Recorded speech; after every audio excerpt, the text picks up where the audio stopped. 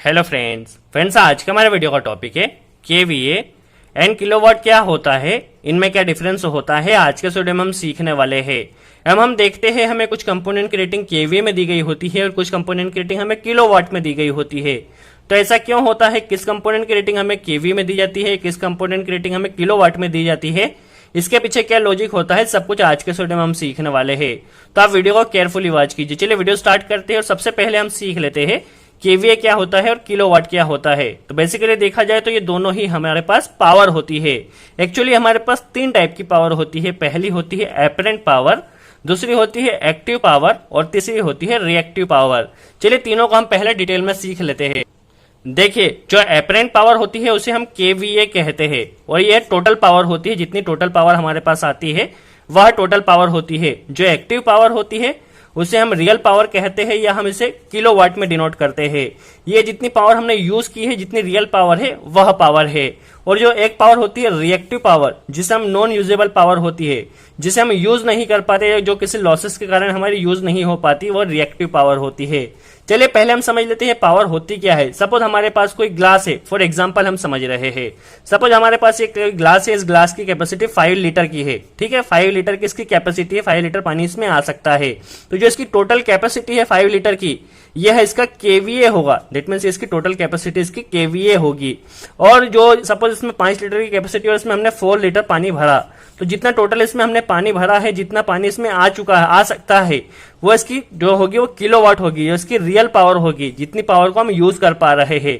और एक पावर होगी जो होगी रिएक्टिव पावर, जो कि हम उसे यूज नहीं कर पा रहे, जो नॉन यूजेबल पावर है। तो जो रिएक्टिव पावर होती है ये होगी हमारी नॉन यूजेबल पावर, जो कि रिएक्टिव पावर कहलाती है। चलिए हमें तीनों पावर के बारे में समझ में आ गया है। एपरेंट पावर क्या होती है, एक्टिव पावर क्या होती है और रिएक्टिव पावर क्या होती है। हम इसे थोड़ा और अच्छे से समझ लेते हैं। सपोज हम कोई मोटर को चला रहे हैं। ठीक है, इस मोटर को 3 फेज की कोई मोटर है। इस मोटर को चलने के लिए 6 एम्पेयर या 5 एम्पेयर करंट की जरूरत होती है। बट इस 5 एम्पेयर करंट को लाने के लिए हम यहाँ से थोड़ा ज्यादा करंट भेजते हैं। सपोज हमने यहाँ से 6 एम्पेयर करंट को यहाँ से ट्रांसमिट किया, इस मोटर को इनपुट में हमने 6 एम्पेयर दिया, बट ये मोटर जो है ओनली 5 एम्पेयर को ही यूज कर पा रही है। तो जो टोटल हमने यहाँ पे पावर या एम्पेयर जो दिया है वह क्या होगा, इसका केवीए होगा। फॉर एग्जांपल हम समझ रहे हैं ताकि हमें समझ में आ सके। और जो 5 एम्पेयर को जो यूज कर पा रही है, जो टोटल पावर को यूज कर पा रही है रियल पावर, वह उसका किलोवाट होगा। और जो 1 एम्पेयर जो लॉसेस हो रहा है, 6 एम्पेयर आ रहा था, 5 को यूज कर पा रही है, तो जो 1 एम्पेयर होगा ये क्या होगा, इसके रिएक्टिव पावर होगी, जो नॉन यूजेबल पावर होगी। इसे हम पावर फैक्टर भी कह सकते हैं। नॉर्मली हम सब स्टेशन में पावर फैक्टर इंप्रूवमेंट करने के लिए कैपेसिटर इसीलिए लगाते हैं ताकि जो रिएक्टिव पावर है इसे कम किया जा सके। सो आई होप आपको समझ में आया होगा केवीए क्या होता है और किलोवाट क्या होता है। तो केवीए क्या होती है, एपरेंट पावर होती है, टोटल पावर होती है, जो कि हम किसी लोड को चलाने के लिए देते हैं। और जो किलोवाट होती है वो उसके रियल पावर होती है, जो कि वो यूज कर पाती है। इसके अलावा जो रिएक्टिव पावर होती है वो लॉसेस होते हैं, जिसे हम पावर फैक्टर कहते हैं। और इसी रिएक्टिव पावर को कम से कम करने के लिए हम यहाँ पे कैपेसिटर कनेक्ट करते हैं।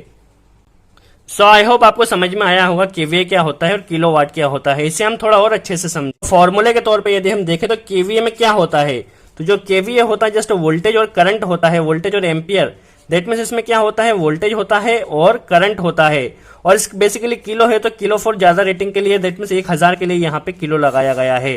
तो क्या होता है, जो केवीए होता है उसमें जस्ट वोल्टेज और करंट ही होता है। जो आपका लोड होता है उसमें वोल्टेज और करंट ही होता है। वही यदि किलोवाट देखा जाए तो जो किलोवाट होता है उसमें क्या होता है, वोल्टेज तो होता ही होता है, करंट भी होता है, और किलो दैट मीन्स 1000 के लिए किलो भी यहाँ पर लगेगा। बट इसमें एक चीज और होती है, वो होती है कॉस फाई, या हम कह सकते हैं पावर फैक्टर होता है। तो ऐसा कोई भी लोड जो पावर फैक्टर के ऊपर डिपेंड करता है या जिसके ऊपर पावर फैक्टर आपको दिया गया है, जैसे कि आपके मोटर या कोई भी होते जिसके ऊपर भी पावर फैक्टर लिखा हुआ है जिसकी नेम प्लेट के ऊपर, या जो पावर फैक्टर के ऊपर थोड़ा भी डिपेंड करता है, उसकी रेटिंग बेसिकली किलोवाट में होती है। और जिसको पावर फैक्टर से कोई डिपेंड नहीं होता है उसकी रेटिंग केवीए में होती है। यदि हम और अच्छे से समझे तो केवीए में किसकी रेटिंग होती है, किलोवाट में किसकी रेटिंग होती है।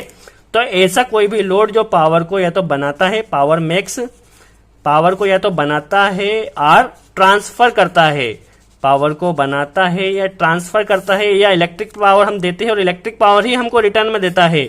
यहां से हमने इलेक्ट्रिक पावर दी, यहीं से हमको इलेक्ट्रिक पावर मिली।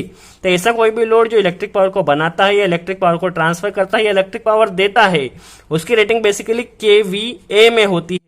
और जिसके ऊपर पावर फैक्टर का कोई फर्क नहीं पड़ता। फॉर एग्जांपल देखा जाए तो हमारा जो अल्टरनेटर होता है, ट्रांसफॉर्मर होता है, जनरेटर होता है, इन सभी की रेटिंग केवीए में होती है, क्योंकि इसकी जो हमें इलेक्ट्रिक पावर ही देती है, इसमें पावर फैक्टर का कोई डिपेंड नहीं करता है। और जिसमें ऐसा कोई भी लोड जो पावर को कंज्यूम करता है या पावर को लेता है, ऐसा कोई भी लोड जो पावर को कंज्यूम करता है या पावर को लेता है, उसकी रेटिंग बेसिकली किलोवाट में होती है।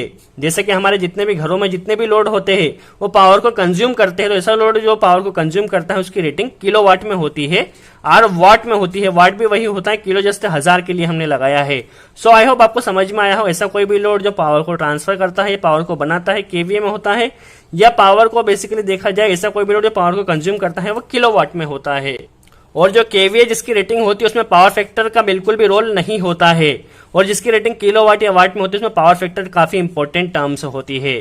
सो आई होप आपको समझ में आया हो। अब हम समझ लेते हैं, बट पावर को ट्रांसफर करता है उसकी रेटिंग क्या होती है, बेसिकली केवीए में होती है। बट हमारी जो एमसीबी होती है, जितने भी सर्किट ब्रेकर होते हैं, उसकी रेटिंग हमें एम्पियर में दी गई होती है, तो उसकी रेटिंग केवीए में क्यों नहीं दी गई होती तो समझ लेते हैं। बेसिकली हमारी जो भी जितने भी तरह के सर्किट ब्रेकर होते हैं, एमसीबी होती है, उसमें हमें क्या दिया गया होता है, उसका वोल्टेज, ऑपरेटेड वोल्टेज तो फिक्स होता है, 220 होता है या 440 जो भी होता है। उसके ऊपर हमें क्या दिया गया होता है, एम्पियर दिया गया होता है। सपोज 25 एम्पियर की, 32 एम्पियर की, 40 एम्पियर की जो भी दी गई होती है, उसके ऊपर हमें एम्पियर दिया गया होता है, और वोल्टेज उसका फिक्स होता है। यदि वोल्टेज के साथ हम एम्पियर का मल्टीप्लाई करते हैं तो वोल्टेज के साथ एम्पियर का मल्टीप्लाई करने पे क्या आएगा हमारे पास, केवीए आएगा। तो उसकी भी रेटिंग बेसिकली केवीए में ही होती है, क्योंकि वो छोटे लेवल पे यूज की जाती है, 25 एम्पियर, 32 एम्पियर, इसलिए उसके हम एम्पियर से लेते हैं, केवीए में नहीं लेते। जो बड़े सर्किट ब्रेकर होते हैं, वीसीबी, एसीबी, उनकी रेटिंग केवीए में होती है। सो आई होप आपको समझ में आया हो एक्टिव पावर क्या होती है, किलोवाट क्या होता है, एपरेंट पावर क्या होती है, किलोवाट क्या होता है, और किस रेटिंग, किस कंपोनेंट की रेटिंग हमें किलोवाट में दी गई होती है, किस कंपोनेंट की रेटिंग हमें केवीए में दी गई होती है। इसके अलावा भी यदि आपको कोई डाउट हो तो कमेंट्स बॉक्स में जरूर पूछिए, हम पूरी कोशिश करेंगे उसका जवाब दे सके। सो आज के लिए इतना ही। थैंक्स।